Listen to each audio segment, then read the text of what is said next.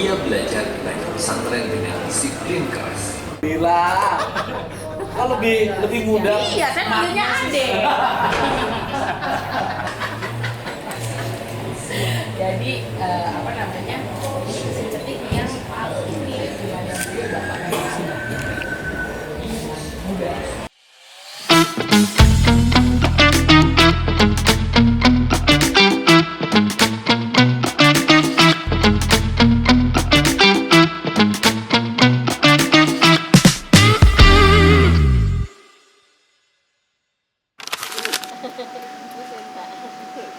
Meski tidak sepakat dengan ideologi mereka, ia tetap memprotes hukuman gantung yang dijatuhkan. Kesederhanaan inilah yang membentuk jiwanya sebagai mahasiswa. Nah, karena sebenarnya pameran ini fokusnya adalah di buku dialog peradaban, maka di sini ini bagian yang membicarakan dialog peradaban. Bagaimana Gus Dur dengan Daisaku Ikeda pertama kali bertemu, beliau menciptakan buku dialog peradaban. Ini kebetulan dua buku ini yang membuat Ibu Sinta, dan yang membuat adalah Pak Menko PMK kemarin waktu pembukaan. Dulu ngetik sendiri. Dulu kalau ngetik berdua susah kok Pak. Iya. Oh iya. Ngetik bertiga lebih susah. Betul. Dulu ngetik sendiri dulu. Nah ini replika yang kita Bisa nggak lebih pintar dari itu ngomongnya? jadi apa namanya? Seperti yang paling mirip dengan yang dulu Bapak muda. Itu Bapak biasanya apa namanya?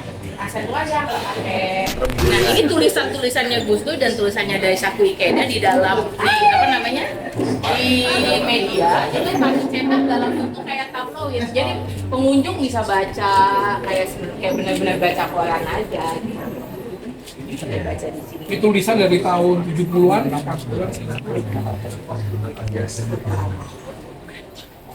Nah, kita langsung ke ruang publik.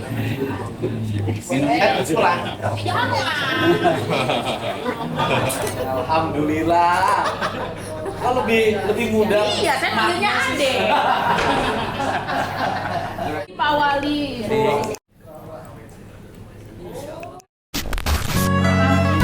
Jadi diakali oleh ayah saya yang tahu, yaitu kami menunjukkan dalam bentuk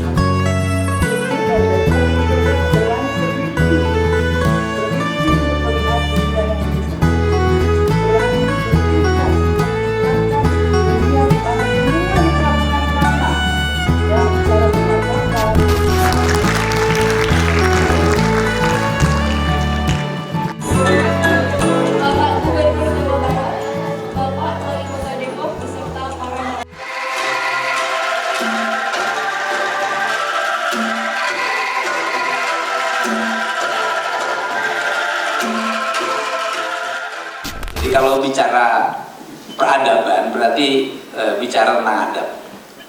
Kata orang Sunda, adab itu hiji adab ka Gusti, adab ka indung bapa, nuka opat adab ka sasama.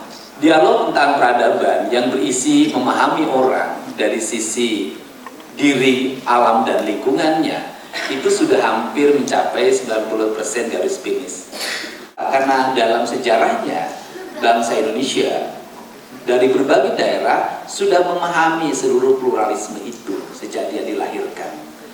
Kalau bicara tentang Gus Dur itu kan dalam cerita-ceritanya selalu menceritakan bagaimana hubungan manusia dengan manusia dan bagaimana hubungan manusia dengan alam semesta.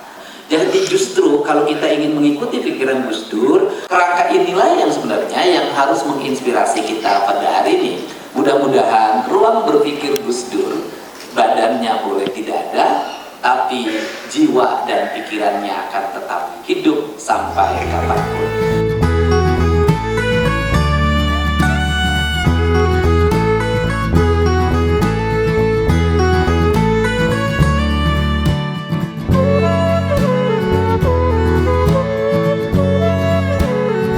Sini mendampingi Pak Gubernur, ini menjadi dua tokoh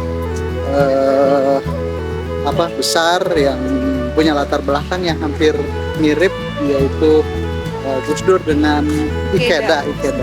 KAI di Kedah, dan kita berharap apa yang dirumuskan atau apa yang diwariskan beliau benar-benar bisa kita jalanin, bisa kita harmonisasi, yang pada akhirnya siapapun dia, manusia punya harapan yang sama, kedamaian.